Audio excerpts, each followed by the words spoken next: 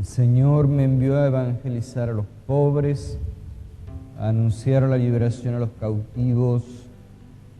Aleluya. Aleluya, gloria, aleluya. Aleluya, gloria, aleluya. Aleluya, gloria, aleluya. Aleluya, gloria, aleluya. Señor esté con ustedes. Y con tu espíritu. Evangelio de nuestro Señor Jesucristo según San Lucas. Gloria a ti, Señor. Después que Jesús predicó en la sinagoga de Nazaret, todos daban testimonio de él y estaban llenos de admiración por las palabras de gracia que salían de su boca y decían: ¿no es este el hijo de José? Él les respondió: sin duda, ustedes me citarán el refrán: médico, sánate a ti mismo. Realiza también aquí en tu patria todo lo que hemos oído que sucedió en Cafarnaúm. Después agregó: les aseguro que ningún profeta es bien recibido en su tierra. Yo les aseguro que había muchas viudas en Israel en el tiempo de Elías, cuando durante 3 años y 6 meses no hubo lluvia del cielo y el hambre azotó todo el país. Sin embargo, a ninguna de ellas fue enviado Elías, sino a una viuda de Sarepta, en el país de Sidón. También había muchos leprosos en Israel en el tiempo del profeta Eliseo, pero ninguno de ellos fue sanado, sino Naamán el sirio. Al oír estas palabras, todos los que estaban en la sinagoga se enfurecieron y levantándose, lo empujaron fuera de la ciudad hasta un lugar escarpado de la colina sobre la que se levantaba la ciudad con intención de despeñarlo. Pero Jesús, pasando en medio de ellos, continuó su camino. Palabra del Señor. Gloria a ti, Señor Jesús.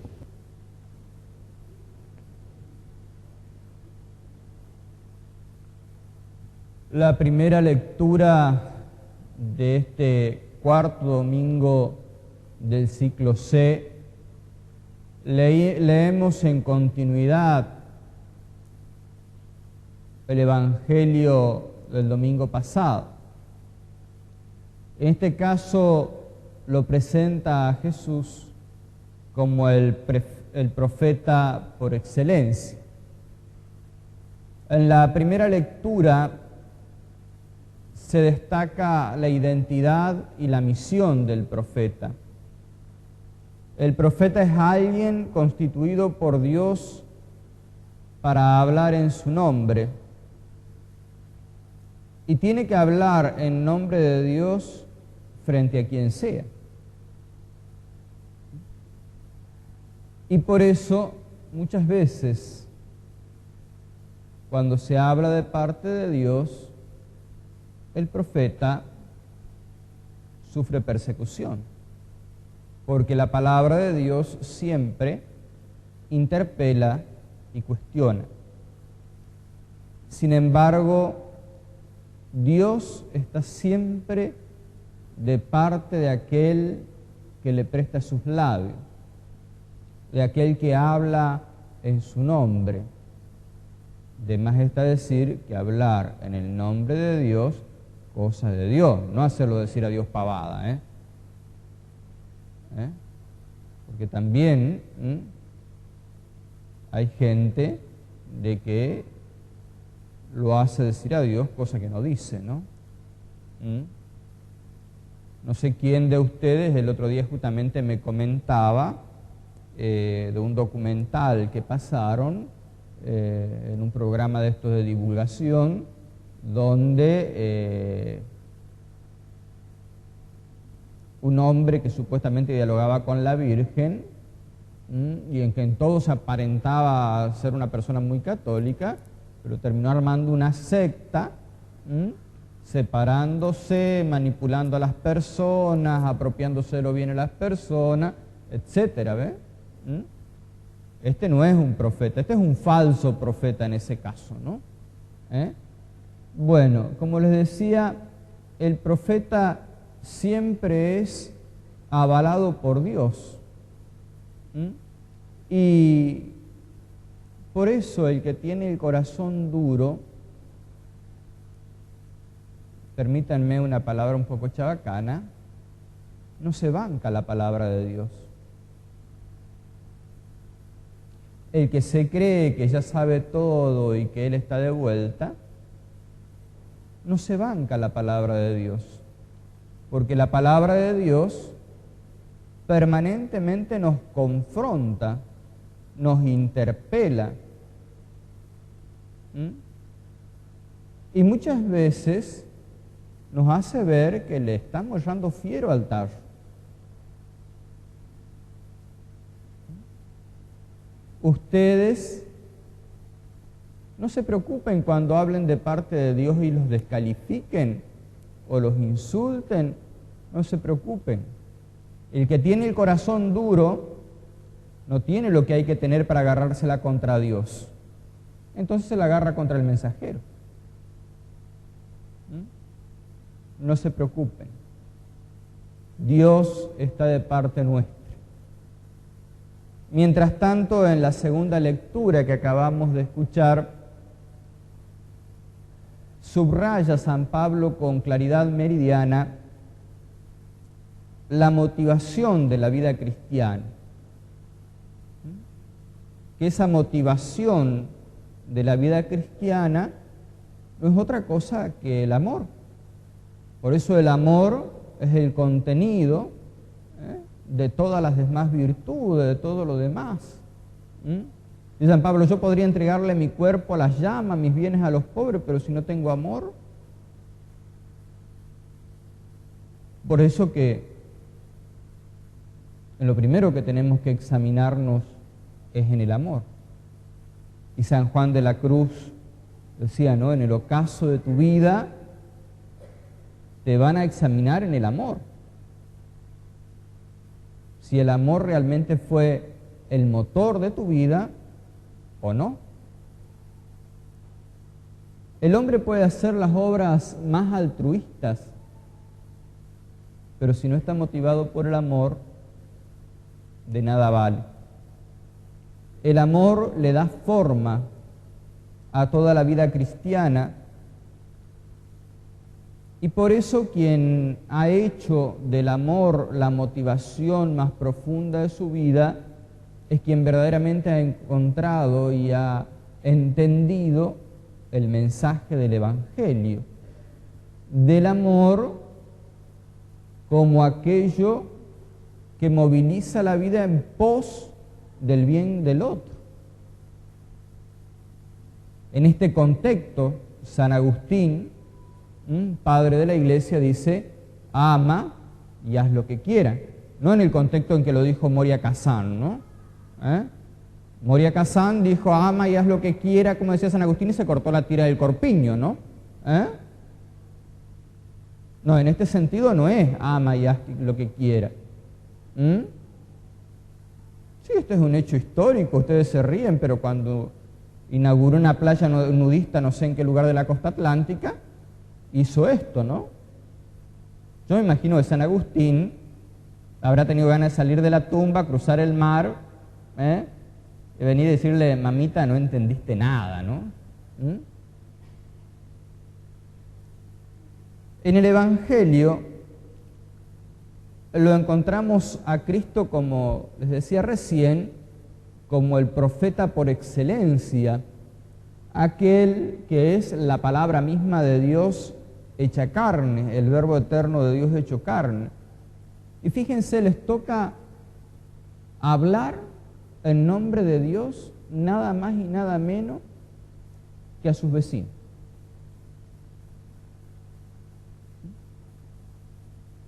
a sus conocidos. Encima en ese tiempo, el pueblo de él ahora es chiquito. Imagínense en ese tiempo, hay algunos estudiosos que dicen que no llegaba a 60 familias.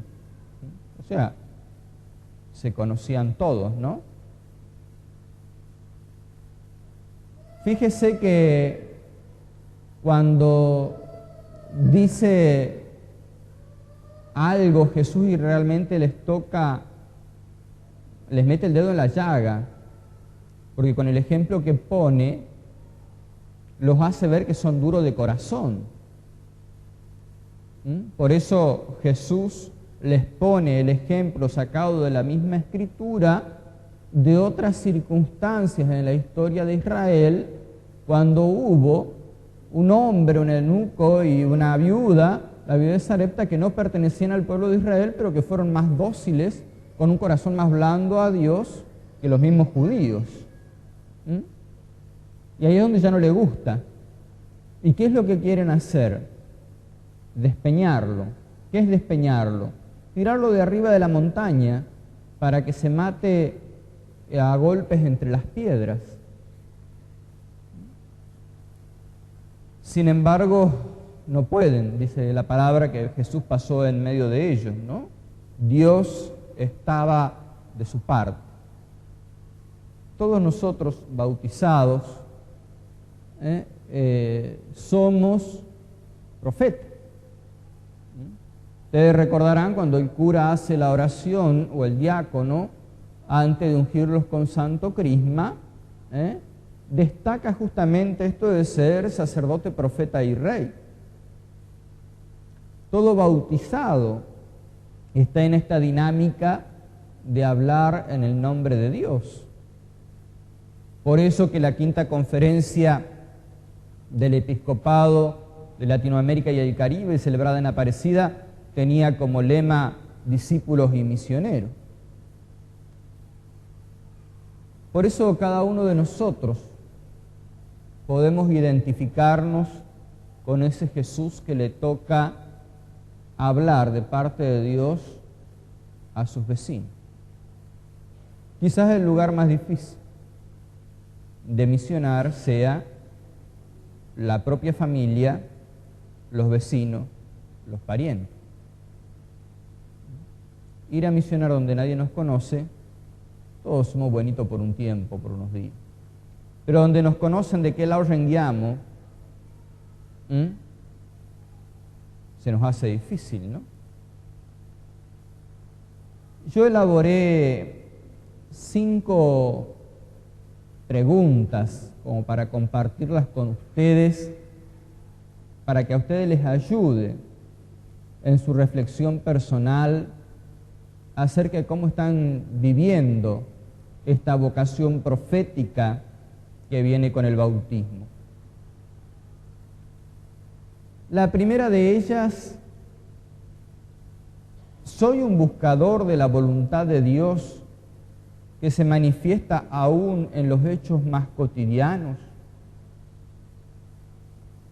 ¿Vieron? Si se nos aparece un ángel, alguna cosa media rara, le creemos, ¿no? Pero en Dios que nos habla en lo cotidiano, ¿soy un auténtico oyente de la palabra?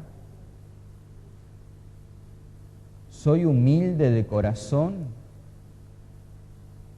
como para dejarme conducir?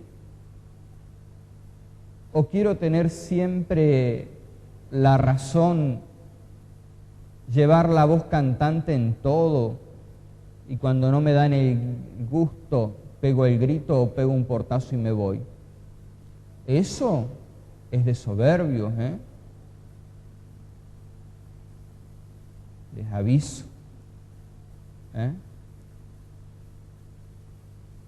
Y encima poca fe.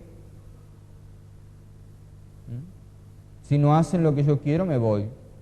Chaque, guarda la tosca, como decimos en el campo. En esas actitudes concretas de nuestra vida es donde verdaderamente se nos juega si tenemos fe o no, y si nuestra fe es una fe firme o es un sentimiento pasajero, como dice una canción, ¿no? La segunda pregunta es, ¿me dejo sorprender por Dios? ¿Estoy atento a descubrirlo? ¿Lo dejo que me hable como quiere y cuando quiere? ¿O le pongo condiciones? ¿Acepto que me hable a través de un miembro de mi familia, de un vecino, de un compañero de grupo, de un compañero de trabajo? ¿Agilizo el oído como para descubrir a Dios que se revela en los acontecimientos de la historia? Tercero, ¿cuál es la motivación más profunda de cada una de mis palabras? ¿Hablo en nombre de Dios o en nombre del diablo?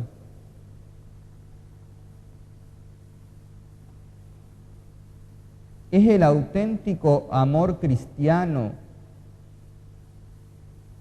el contenido y lo que moviliza cada una de mis palabras, ya sea cuando tengo que alentar como cuando tengo que corregir? Y miren, esto es hacer un examen a fondo, porque, miren, podemos hasta mentirnos a nosotros mismos, mentirle al cura, mentirle al papa, mentirle a... Pero hay uno que ve las motivaciones de nuestro corazón y ve lo más profundo de nuestros corazones. Y si nosotros en nuestro corazón no lo moviliza el amor, nos estamos deshumanizando. En la capacidad de amar y de ejercer la libertad son los atributos que nos hacen propiamente humanos, imagen y semejanza de Dios.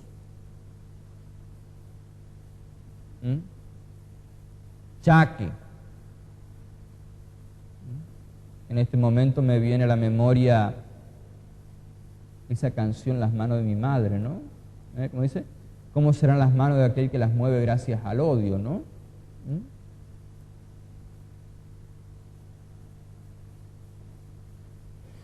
La cuarta, ¿soy fiel a mi misión profética recibida el día de mi bautismo, siendo mensajero de Dios? ¿O prefiero callar para quedar bien, para no comprometerme, para no meterme en lío? Quinto, ¿entiendo mi vida de cristiano como una misión de la cual depende la salvación de muchos y la mía propia? Miren, podríamos estar horas reflexionando a partir de estas lecturas, pero yo los invito a que la miremos a María. Ella, que es la humilde servidora del Señor, en cuyo seno se hizo carne nada más y nada menos que la misma palabra de Dios. Contemplemos su vida. Y ella con su vida, con su manera de actuar, con su manera de vivir, nos va a ayudar a nosotros a encontrar las respuestas de estas preguntas para nuestra propia vida. Ave María Purísima.